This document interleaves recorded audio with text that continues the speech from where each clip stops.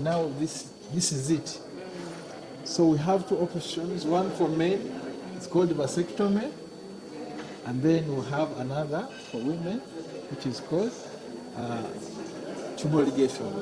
Yes. So both of them are safe and you don't have to be admitted. You know, you come for, like, it's a day procedure. You come, you are worked on, and you go home the same day. And then, yeah, it will give you lifelong. Because the challenge with it is about the regret. But after some time, we may have a new partner, and then you want to have children, and then it becomes a bit challenging. But for a couple that is sure, it's a very viable method. Wow. Yes, I think that was a mouthful. Thank you so much, Dr. Rwasa, for elaborating the different methods.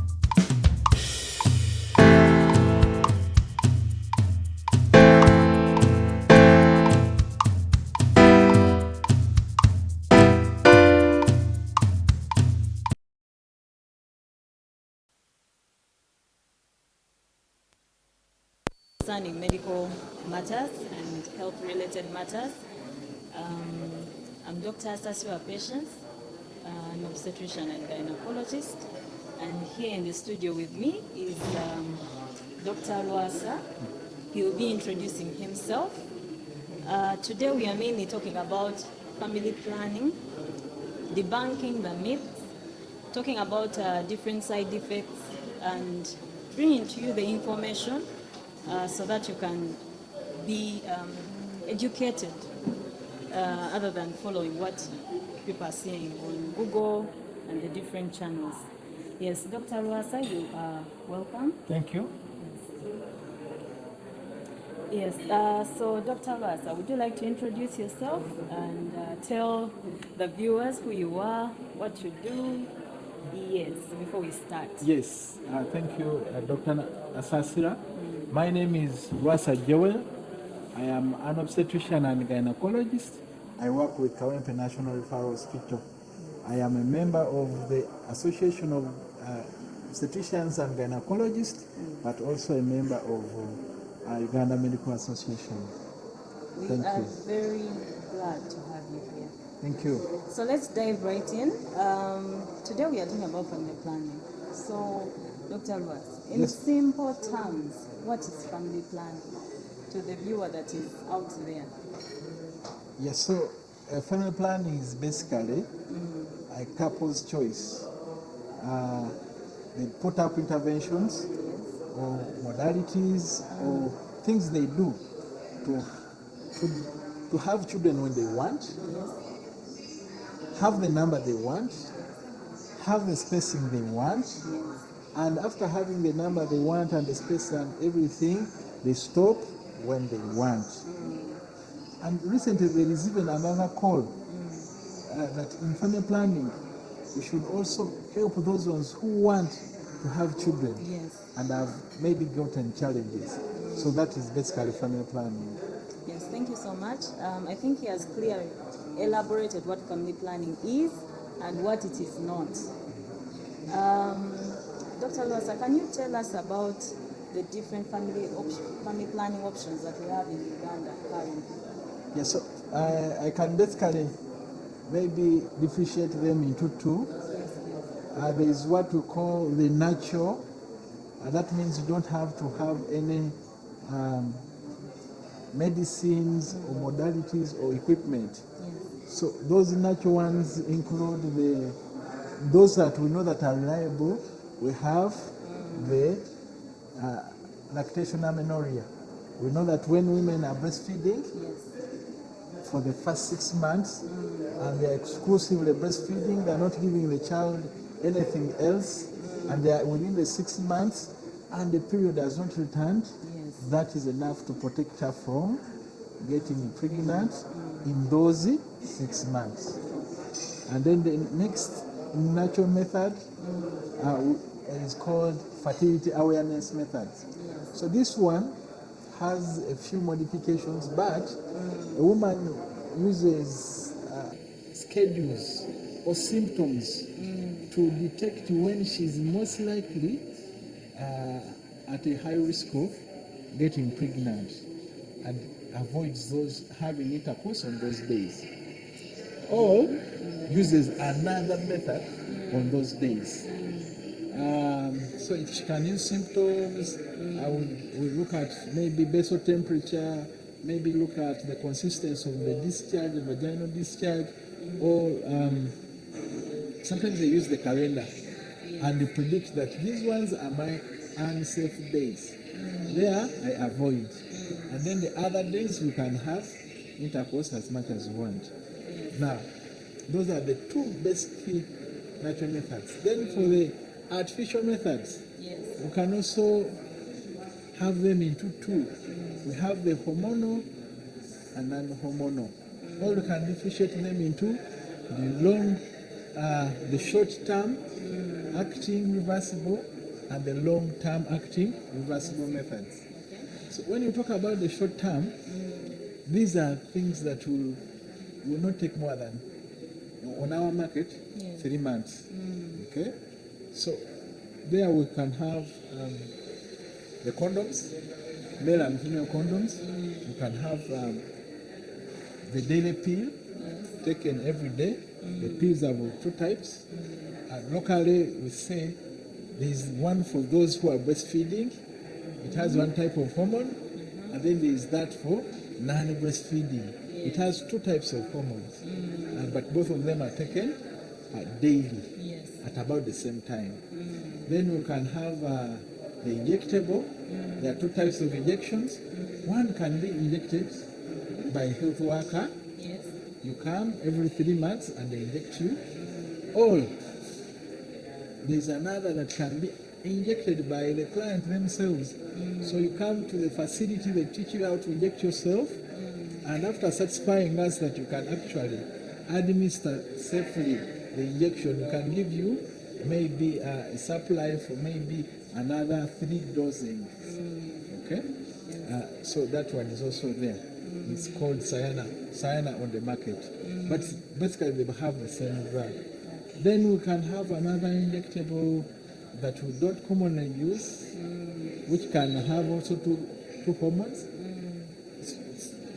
It's rare on our market, but it's available if someone wants it. So other things that we can have diaphragms, we have spermicides that kill sperm. We can have a sponge, we can have a ring. Yes. Some people think that withdraw method is a method, but because of its user dependence and lack of being reliable, we don't market it as one of the methods. But well, some people use it for stopping themselves from getting pregnant. Now, aside from that, we have the long-term methods. The long-term methods, we have the hormonals and non-hormonals. We have the implant. You can put it on the side of your arm, and you can take, there's one for 3 years and one for 5 years. Then, as part of the hormonals long-term, we have the IUD, which can take us 7 years. It produces a small amount of hormone that actually achieves the contraceptive benefit. And then we have the copper or non-hormonal IUD. That one works for up to 10 years, generally up to 10 years, and can be inserted in the woman and removed when she actually wants to. She has said, now this is the time is enough, I want to have children. And we have it removed, and then she goes ahead with her reproductive career. Now, apart from those, we have those that we call permanent. If a couple has decided that now this number of children are enough for me, are enough for us, we should stop. And possibly they don't want other methods like maybe the hormonals, okay, because of their side effects and all those things. And they say, now this is it. So we have two options, one for men, it's called vasectomy, and then we have another for women, which is called tubal ligation. Yes. So both of them are safe, and you don't have to be admitted. You know, you come for, like, it's a day procedure. You come, you're worked on, and you go home the same day. And then, yeah, it will give you lifelong. Because the challenge with it is about the regret, but after some time we may have a new partner, and then you want to have children, and then it becomes a bit challenging. But for a couple that is sure, it's a very viable method. Wow. Yes, I think that was a mouthful. Thank you so much, Dr. Lwasa, for elaborating the different methods that we have for family planning. Now, Dr. Lwasa, the question I would like to ask, is there an ideal family planning method for every woman? Because someone who is 30 years old, like we have been seeing on the news, someone who was 30 years old and went and got a BTA, and people were criticizing her. But that's the method she wanted. Yes, thank you so much, Dr. Patience. Now, of course, we have also had such questions from our clients. They come to us and say, Doctor, we check my blood and determine which method will actually work for me according to my blood type. Yes. And I want to tell the public there that there is no blood test that will determine which method is actually appropriate for a client, man or woman. And we don't have a method that fits all. Okay? We don't have a predetermined method for certain clients. So when a client or a couple comes to us, we talk to them about all the available methods. Okay? Now, of course, one of the questions we want to ask is that, how long do you want to delay your next pregnancy? Or how long do you want to have protection? If it's a long time, then we recommend maybe they take a long-term method, a long-term and reversible.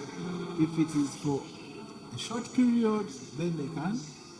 But of course, you look at a lot of dynamics. For example, if a woman comes with their spouse and both of them listen to the counseling sessions, they listen to the benefits, they listen to how the method works, how the method will affect their way of life, how the inputs the woman or the other partner has to make the method work, and they make a decision together, then that will be the best method for that couple. Okay? We know that many times a woman may sneak into a facility, listen to the information, and chooses a method which may have some side effects, which at the end of the day may affect their relationship. For example, one of the issues that we grapple with many times is unscheduled bleeding. Now you have a partner, you have a husband, you are on a method, he doesn't know, he comes back, maybe he traveled from somewhere, and then you're like, oh, you cannot because I'm bleeding. So such things actually disrupt families, couples, but just imagine if they had come together and they had listened to the counseling session together and they had made a decision together. It most likely when the woman tells the man that, you know what, today may not be a good time because I have such and such an issue. Because this is something that was unspecified or explained to, this partner will actually understand and support her. And even if it needs to come back to the facility to get care and management for the same, this partner will actually support the woman in that regard. So we really don't have one fits all, but any method that a couple chooses together is actually one of the best methods.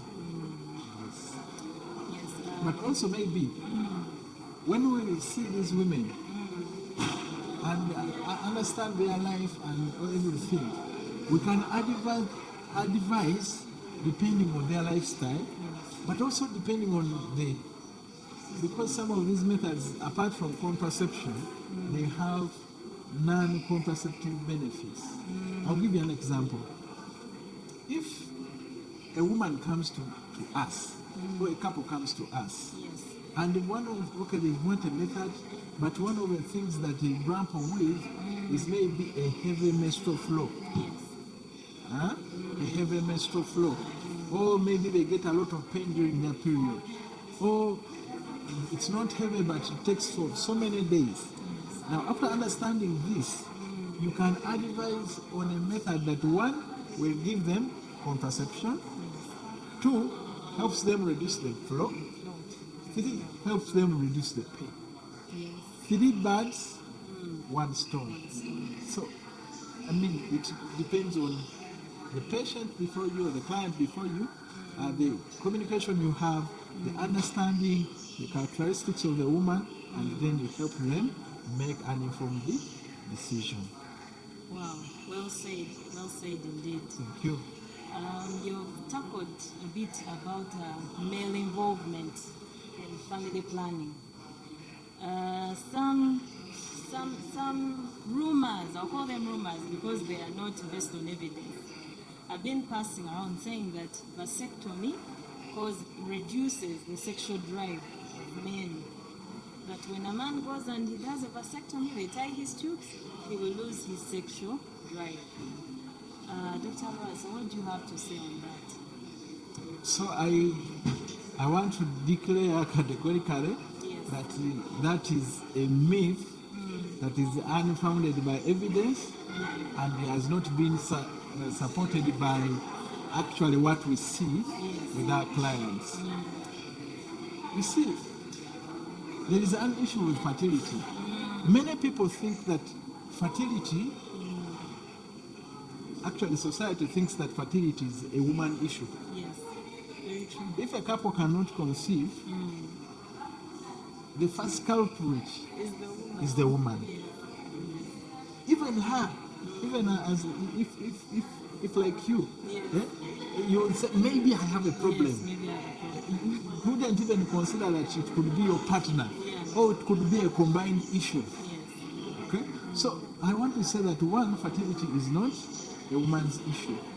And the issue is that even family planning is not a woman issue. So unfortunately we have only a few options for men, but they are also available. We have the condoms and the vasectomy or cutting the tubes. Okay, and the women have more options, a broader option for and maybe they seek health care more.